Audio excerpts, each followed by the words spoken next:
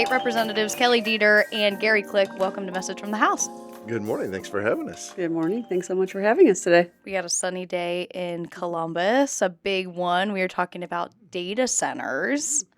I know this is something that you both have been working on for a while. I want to start broad for folks that maybe haven't seen one, don't live around one. How would you categorize what a data center is? I will be happy to start out this morning answering your questions. Data centers really came to Ohio in the early 2000s, but we've seen quite a boom in the last decade. And they're really those inconspicuous buildings ranging in size from small to very large, both urban and rural areas. And they just contain and house the computing infrastructure that is used to store, process, and distribute the data that we have in our digital economy currently.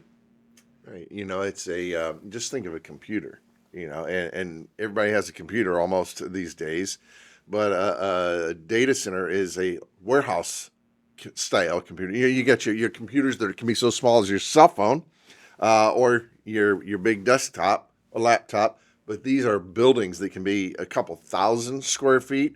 They can be over 100,000 square feet, and those are the hyperscale data centers that do all the computing. We talk about the cloud, but the cloud's not actually up in the sky. The cloud is right here on the ground, and it is all that infrastructure that does the processors, the servers, the memory, and all that goes into computing. So if you're using Facebook, you're using a data center. If you're using Google, you're using a data center. If you're using YouTube, you're using a data center. If you're using Grok or ChatGPT or any other AI, you are using a data center, and it all goes through that process, and all goes through these data centers. Thank you both for breaking that down. I think that makes it really digestible. Before we get to the impact that we're kind of seeing them having in Ohio, I want to ask, when did constituents and even just Ohioans start bringing to your attention, and maybe you yourselves, of, hey, maybe we should be really thinking if we want these big giant buildings coming to our communities? Talk me through kind of when that started, because they used to be welcomed and encouraged, and now we're kind of seeing a shift. Well, our districts joined, so probably about the same time, Yeah. about the last 3 to 6 months, really the uptick. And I just think that that's when we started seeing them branch out from the urban areas to, the areas more rural, like where we live.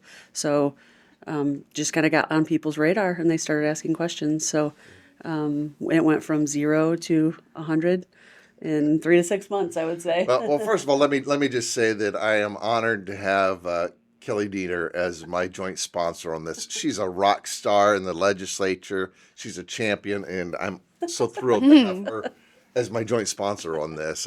She just does a fantastic job representing our district. And it was about 6 months ago that I was invited by a small Tea Party group, and they said, hey, and I've been a part of them ever since I actually have been involved in politics and before.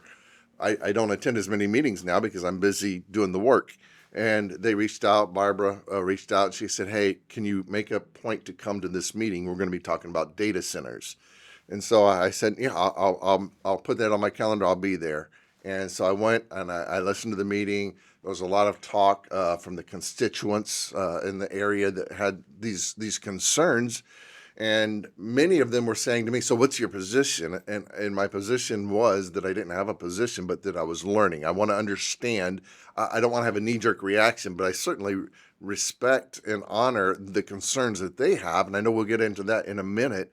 But my role and her role is to listen to our constituents and take what comes in from our constituents, process that, and produce some type of a legislation or some type of a response that addresses and meets their needs. And that's how this bill came about. And I want to highlight the bill, House Bill 646. The impact that data centers have. I know that the bill, well, first I'll ask, what does this bill work to do before we get to that? So our goal, since for me personally, I couldn't answer the questions that my constituents were asking. What is the impact? There's a lot of thoughts out there, so I couldn't necessarily factually answer those. So I sought to find those answers. So I talked to Representative Click. We decided, let's study it. Let's do it quickly. So, our idea was to approach this practically and create the Data Center Study Commission so that we could provide our local communities and our colleagues here in the legislature with those answers. What is the impact? So we really don't know. We know that there's a lot of water usage. We know that there's a lot of energy usage. You know, how much and to what detriment to the environment, we don't know. How much noise pollution, light pollution, what's the effect on the economy, jobs, the tax base, all of those type of things. So we do need to get those answers to what that impact is. Well, technology emerges rapidly, and very often that technology emerges more rapidly than our regulatory framework does. And I think that's certainly true with data centers. Legislation starts with the answers, but a commission starts with the questions. And so we want to start with asking the questions that our communities are asking. How does this affect my electric bill? Do I have to pay for the new infrastructure for this grid? Are my electric rates going up? What's happening to the farmland, the agricultural space? Is that being used inappropriately? What about the water? Is this going to drain the aquifers? Are my water bills going to go up? And we have a lot of questions, and the questions range. Some of them are very serious and very legitimate questions that deserve to be answered. I've heard a few conspiracy theories, like the data centers are stealing your thoughts at night. That's just a little out there. But there's just this whole range of questions that people have. And so we thought, let's do this in an organized and a structured way that gives everyone a voice. And so we put a short timeline on it, 6 months. And we also said there has to be at least 4 public hearings. And when we say at least, they can do more. I hope they will do more. But 2 of those are going to be with the experts in various fields, whether it's agriculture, energy, workforce development, things like that are in the legislation. 2 of those are for the general public, for Bob and Betty Buckeye to come in and say, I heard this and I'm concerned about this, or they're buying land right next to my farm and I don't like that, or what, they can bring up ideas of the light pollution, the noise pollution, all those things that are already in the legislature. They can speak their minds about it, because we want to make sure that the public is engaged. We want as many people to be engaged in this process as possible, so that the recommendations that this commission comes out with, and they're going to have basically a report that answers the questions that we asked. So there's 3 things that will come out of it. One is that report. Number 2, recommendations if they believe there is some statewide legislation that needs to come out. And then number 3, best practices. So they can say, here are a list of best practices. That might include behind the meter generation or something like that, or some other things. The use of brownfields rather than agricultural land. I'm not going to predict what the report will be, but those are things that could be included in it. And then that gives guidance to these municipalities and these villages and these townships who are making decisions, and they can say, okay, we are going to follow best practices. But it doesn't just equip them, it also equips the community to say, are you following best practices? And to hold their community leaders accountable to at least make sure if there's going to be a data center, and they can choose not to have one, but if there's going to be one, let's make sure we're following best practices. Because do communities ultimately have a say in whether these data centers come to their area with zoning and granting things like that? Is that the case? That is the case. And, Okay. yeah, I think it's important, and you stated it earlier, that it's really not our job to take a position on what's right for a local municipality. It is really up to them. So, they need to be on the hook for it, for doing what's best for their community. And I think with the best practices, they're able to do that. But yes, land use plans, depends on what type of municipality you are. Your land use plan should really be in order. I have in Huron County, we have 5 townships that don't even have zoning. So I think this is an impetus for everyone to get their zoning, their land use plans together and have these discussions locally, now. And there have been a number of communities that have already placed moratoriums. I just heard, one of the communities in my district at a city council meeting had their first reading on a 12-month moratorium for the data centers. And so that's happening all over the place where they're putting the moratoriums on. Some people wanted us to do a statewide moratorium. And the problem with that is we have in our Constitution, we have home rule. And if we place a statewide moratorium on the data centers, that just wouldn't be practical. It wouldn't happen because it would certainly be if we could even get it through the legislature, if we passed that, that would be challenged in a court of law immediately. Most likely there would be a stay on it. And those challenges can last for a year to 2 years, even longer sometimes. And so really we would be doing something on paper that really would not be in effect. And by the time that would be fought through in the courts, we could already have our report from our commission, but that whole report would be locked up because the legislation would be locked up in the courts. So it's impractical for us to do that. And I think you kind of rolled into the next point that I wanted to bring up is the misconception that the legislature is trying to stall development or, deter development. No, we're not taking a side. I'm not putting my thumb on the scales for this. And the folks that I have talked to on both sides, there's a few people who think we're not doing enough. They want us to ban them, and that's not what we can do. But in general, the people who have angst about the data centers are glad that we're doing something so that they can have their voices heard. And why should we have to litigate this in Gibsonburg in my district and then over in Norwalk and then somewhere else and all across the state? We can do this all at once. And so many of those people are appreciative that we're giving them a voice. But there's also the pro data center people who are telling me, listen, we stand behind our product.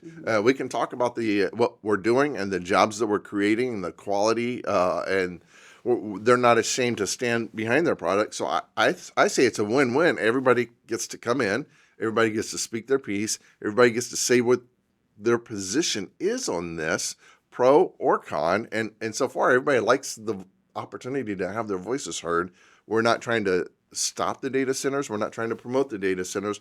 We're just saying, let's come together and come up with some reasonable, responsible answers for what data centers do, can do, and should do in the state of Ohio. I agree with all of that. Perfect. I want to get, back to the commission. 6 months, 4 public hearings. Who's going to sit on this commission and how is that going to be determined? So currently, as the bill stands, and we will vote out of the House today, 13 members appointed by leadership in the House, leadership in the Senate, and the governor's office. There will be, I believe, 4 legislators as of now, this version of the bill, and other folks will represent local government, the utilities, both big and small, so the rural electric co-ops. We have economic development folks on there, and who else? Who am I missing? Representation from the townships, Yes, and all from the local counties governments. as well. We tried to just look at everyone who would have some expertise to add to this and should have a voice on this to sit on the commission. But then there's also just a list of things that they're required to examine as well. But they're not limited. They can go outside if Rep. Deeter and I forgot something, and that happens once in a while. They can add that to it, or someone brings that up. They can dig into that. But there's going to be a wide swath of expertises that are going to be listed and sitting on that commission. So that it's not just, no one's going to be in the tank one way or another on this, but they're going to have a full-throated conversation on how is this the best thing for Ohio. And as far as I know, there's no other state that's done what we're doing. So I think we're going to be leaders across the nation in this. And, seemingly Ohio continues to be picked or the site for all of these data centers. What makes Ohio so unique or, such a valuable place for these companies to bring these data centers, do you think?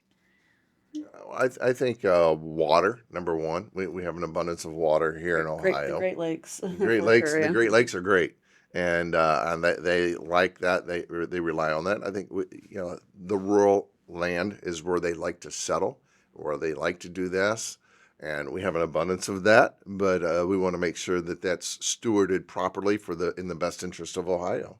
We want to make sure that we talked about the water supply, but we also want to make sure that the water discharge is done reasonably and responsibly. There's a lot of concerns about that, especially with H2 Ohio. And as much as we've invested in our water quality and in the Great Lakes, we want to make sure that that's protected. So we're going to address that as well throughout this. But I think those are the reasons. And I think, there's been some tax incentives that have been offered going back to the Kasich administration. There's some question, and I'm not sure where we're going to go on that, to be honest, whether we maintain those sales tax incentives or whether we don't.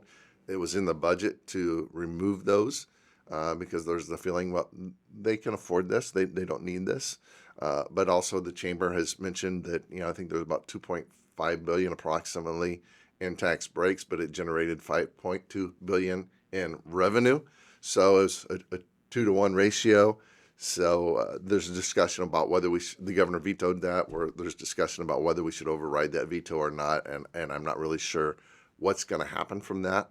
But I think that is something that has attracted them to Ohio as well. Yeah, we have a lot of building trades. We have the land, we have the water, we have a lot of building trades, so we're prime for, any economic development. Last question I have to wrap things up. From passage to practice, when could be the soonest that this commission kicks off? Do you have a timeline for it?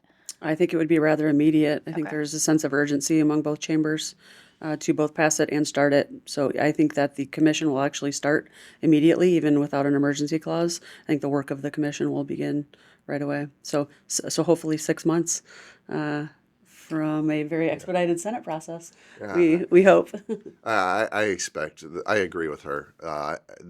Even though there's a 90-day period for legislation to take effect, this has been done in the past. They can stand up the commission. They can have the informal hearings before the effective date of the bill. They can make their appointments ahead of time. They can get the ball rolling on this and expedite it. I think there is a sense of urgency in both chambers and in both parties as well. This is not a partisan issue. I've had members from the other side of the aisle, both sides of the aisle, saying, "How's this coming?" And I've heard from senators as well who are asking me about the process. In fact, we've got a meeting with them coming up soon to discuss, what our expectations are. So I think that I know it's going to be expedited through the House today, but then it'll be next. It goes right to the Senate. I think they'll expedite it as well, and then we can get down to the business of doing the business of the people. Well, thank you both so much for coming on and explaining all that. I know it's, a large issue, but I think you did a great job of explaining it all. So thank you. Thanks Thank for you. having us. It's an honor to have you. Yeah. It's an honor to be here with you. You can take over if you want, and then you can say that to folks. It's an honor to have It's an you. honor to have you. Honor to have you. Well, see, I've got my own podcast, so I keep. I know. that role. I get it. Podcast host to podcast host. I love it. All right. Quickly, social media. Ohio House GOP Caucus on Facebook. Ohio House _GOP on Instagram. And OHR GOP Caucus on Twitter. You can, of course, subscribe on YouTube or wherever you listen to podcasts. Representative Deeter and Click. Thank you again. Thank you. God bless you.